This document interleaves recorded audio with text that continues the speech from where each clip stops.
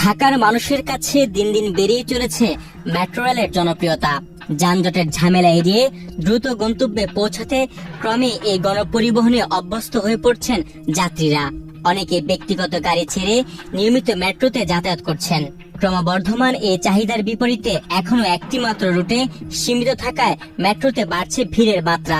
অধিকাংশ সময় ব্যাপক গাদাগাদি করে গন্তব্যে যাচ্ছেন যাত্রীরা। আর এই সুযোগটাই কাজে লাগাতে উৎপেতে থাকছে ভয়ঙ্কর অপরাধীরা। মেট্রো রেলের ভেতর প্রচন্ড ভিড়ের মধ্যে মাত্র কয়েক সেকেন্ডের ব্যবধানে ব্লেডের মতো ধারালো কিছু দিয়ে পকেট কেটে ফাঁকা করে দিচ্ছে অপরাধী চক্রের সদস্যরা। বিশেষ করে অফিস শুরুর আগে ও ছুটির পরে এই চক্রটি বেশি সক্রিয় থাকে বলে অভিযোগ পাওয়া গেছে।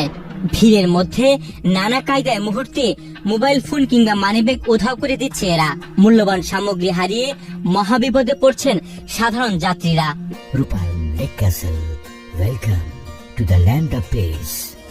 কয়েকদিন আগে এমনই ভয়ঙ্কর অবস্থায় পড়েন আইনজীবী নজরুল হায়দার। কারওয়ান বাজার থেকে মেট্রোতে চড়ে সচিবালয় স্টেশনে যাচ্ছিলেন তিনি।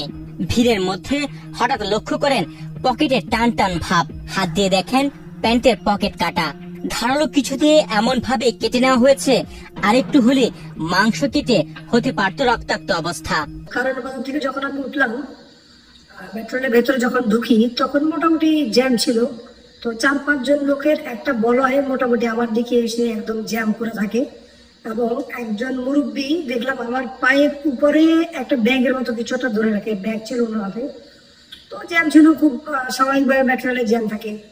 তো কিছুক্ষণ আসার পর শাহবাগ যখন থামবে ওই মুহূর্তে আমার প্যান্টের এখান থেকে এই পাশ থেকে হচ্ছে চাকু বা ধারালো কিছু দিয়ে কেটে ফেলে এবং সেটা আমার রানে একটু আঘাত করে। তখন আমি এদিকে তাকানোর সাথে সাথে আমি প্যান্টের পকেটে হাত দিই। আমি আপনাদেরকে পকেটটা দেখাই। এই যে এই পকেটটা এমন ভাবে ধারালো কিছু দিয়ে কাটার পর এই যে এখানে কিন্তু আমার মাংসে গিয়ে লাগে। এই যে মাংস গিয়ে লাগে।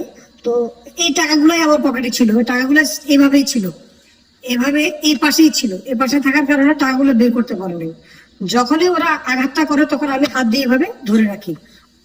তারপর শাহবাগ নামার সাথে সাথে 1-2 সেকেন্ডের ভেতরে এই ঘটনাগুলো ঘটে এবং সাথে সাথে 5-6 জন লোক শাহবাগে নেমে যায়। তো সাধারণত আমি সবাইকে জিজ্ঞেস করলাম যে এখানে কি হলো, এটা মানে আমি পুরো স্তম্ভিত।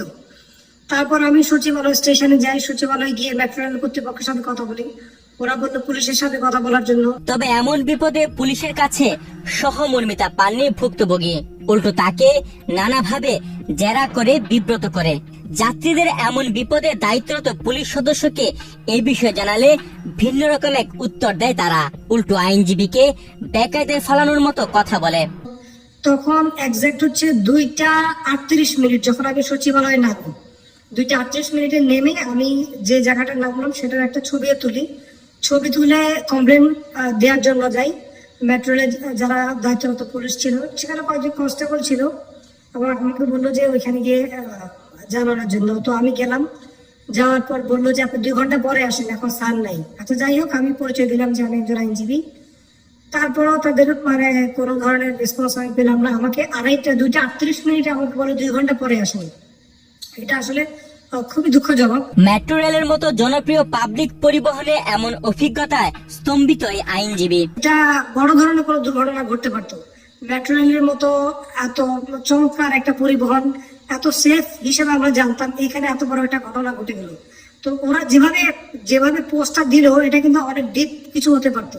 হালকা হওয়াতে আমি সাথে সাথে দেখে হাত দিয়ে ব্যাপারটাকে সেভ করি এবং আমার পকেট থেকে টাকা নিতে পারিনি।